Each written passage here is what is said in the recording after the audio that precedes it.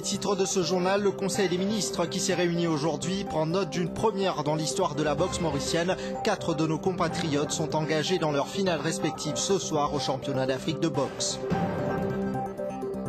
Maurice, une destination par excellence pour l'investissement, c'est ce que pense le parti au pouvoir en Afrique du Sud. L'African National Congress organisera un séminaire pour créer davantage de coopération économique entre nos deux pays. Le vice-premier ministre et ministre des Finances Pravin Jagnot s'est entretenu avec son homologue français Christine Lagarde. Elle a félicité Maurice pour ses performances en économie et en gestion et promet d'apporter son soutien au pays dans la formation et le renforcement des capacités. La communauté internationale veut mettre Mouammar Kadhafi hors d'état de nuire. Ses opposants se voient attribuer une somme additionnelle d'1 milliard d'euros. Une partie de cette somme provient des avoirs gelés du président libyen.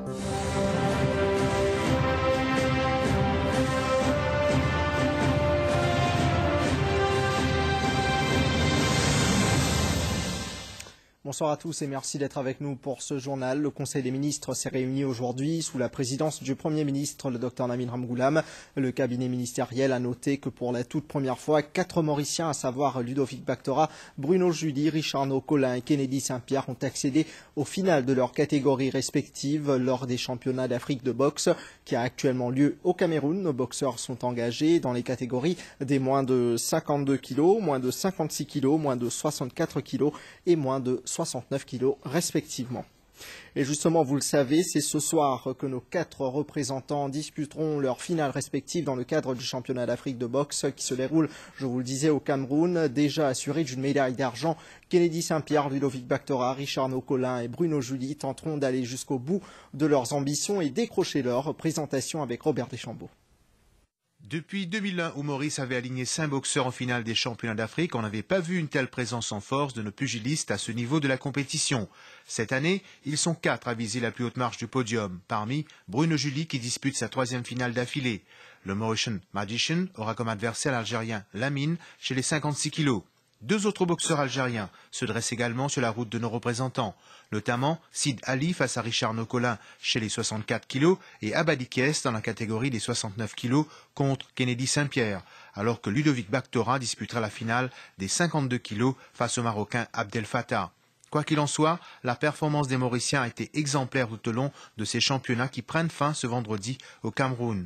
Car sur les 4 boxeurs qui avaient fait le déplacement, on compte le même nombre de finalistes. C'est dire la belle santé du noblard à Maurice, de bon augure en vue des Jeux des îles. Le Conseil des ministres a pris connaissance de la visite prochaine du professeur Robert Louis Garon, professeur honoraire de l'université Paul Cézanne, ex-Marseille 3. Il sera à Maurice du 14 juin au 1er juillet 2011 à l'invitation de la Law Reform Commission. Lors de sa visite, le professeur abordera des sujets ayant trait aux réformes du code criminel, du code civil mauricien, du code de procédure civile et du code de commerce. Il animera aussi des discussions sur l'incrimination du faux et du mensonge en droit pénal, sur le code civil mauricien et sur le droit de la famille. Et en vue de la demande croissante en logements sociaux dans la région de Port-Louis, le Conseil des ministres considère développer quelques 21 arpents de terres de l'État à cet effet. Ces terrains de l'État sont situés à Price Peak et à Vallée des Prêtres notamment. La fusion de 6 institutions offrant des services dans le secteur sucrier financé par le CES, cet important développement fait suite à l'accord signé avec l'Union européenne dans le cadre du déboursement des fonds sous les mesures d'accompagnement. Les détails avec Farah Konaï. Le cabinet a pris note des développements liés à la restructuration des institutions financées par le CES, conformément à l'accord signé avec l'Union européenne, et ce dans le cadre du déboursement des fonds sous les mesures d'accompagnement. Le comité conjoint secteur public et privé, mis en place sous l'égide du ministère de l'Agro-Industrie et de la Sécurité alimentaire, comme énoncé dans le programme 2010 pour la restructuration économique et la compétitivité, a entre autres recommandé la fusion de 6 institutions financées par le CES. Elles sont la Mauritius Sugar Authority, la Mauritius Sugar Terminal Corporation, le Mauritius Sugar Industry Research Institute, la Farmers Service Corporation, la Sugar Planters Mechanical Pool Corporation et le Cane Planters and Millers Arbitration and Control Board. La fusion de ces 6 institutions offrant des services en une seule entité devrait leur permettre de mieux développer des synergies et répondre aux besoins de la communauté agricole. Et sachez que nous vous donnerons d'autres précisions concernant les principales décisions prises par le Conseil des ministres. Ce sera un peu plus tard dans ce journal. On retrouvera Cynthia Moutou. Maurice est une destination par excellence pour l'investissement. C'est l'avis de l'African National Congress, le parti au pouvoir en Afrique du Sud, le parti qui organisera à travers son business group un séminaire regroupant des hommes d'affaires mauriciens et sud-africains le lundi 13 juin prochain. Il s'agit d'un moyen de raffermir les liens entre Maurice et l'Afrique du Sud en termes d'investissement et de commerce. Ce séminaire sera organisé avec la collaboration du Board of Investment. Annabelle Volbert.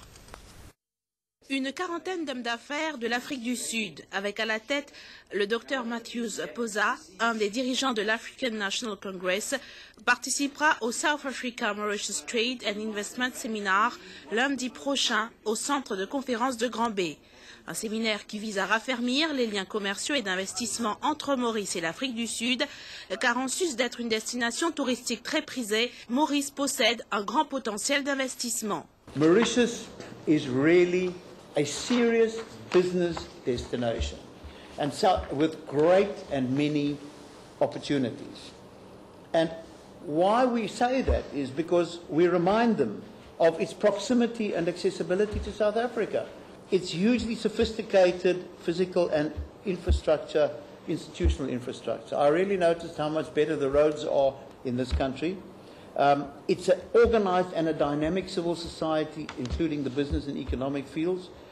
It's got a reputation and a track record as a globally popular conferencing. Lors de ce séminaire, les hommes d'affaires mauriciens et sud-africains auront l'occasion d'échanger leurs connaissances ou plus encore, trouver des opportunités de collaboration. C'est le ministre Vincent Benoîry, en tant que ministre des Finances par intérim, qui procédera à l'ouverture de ce séminaire.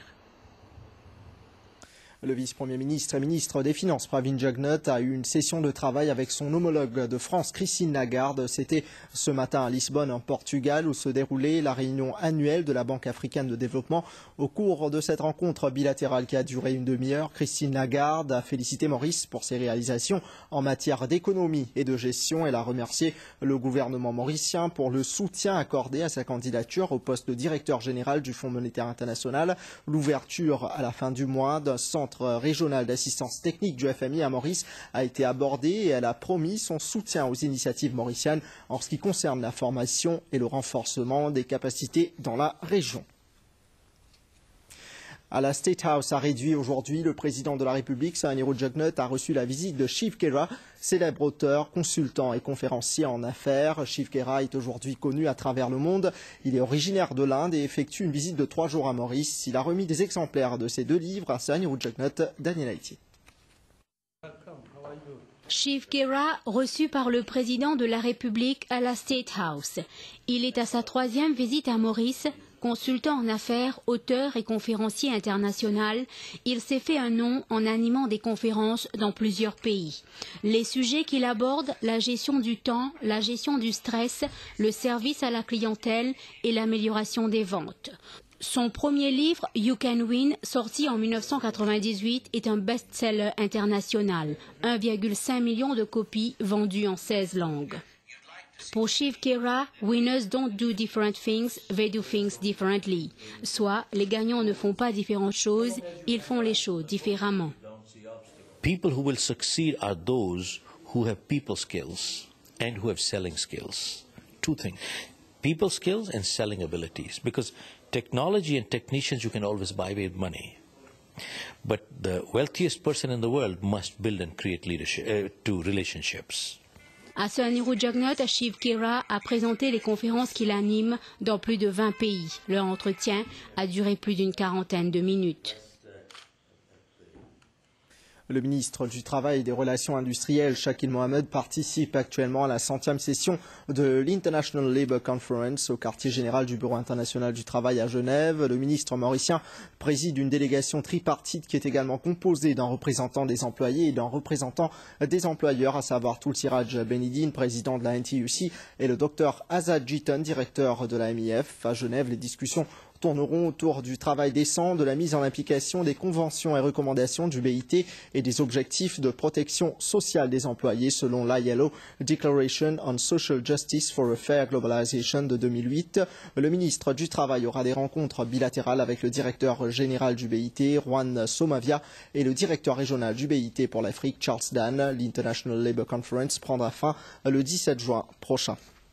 Nouveau coup dur en ce qui concerne le niveau d'eau contenu dans nos réservoirs, un taux de remplissage qui a pris la pente descendante ces derniers jours. Maro-Vakwa est à présent passé sous la barre des 34%, ce qui justifie le maintien des régimes de coupure de fourniture en eau un peu partout à travers l'île. La Central Water Authority réitère son appel pour le non-gaspillage de cette ressource et en attendant, vous allez le voir dans ce reportage de Claudette Geoffroy, il existe plusieurs astuces pour économiser l'eau et capitaliser sur l'eau de pluie.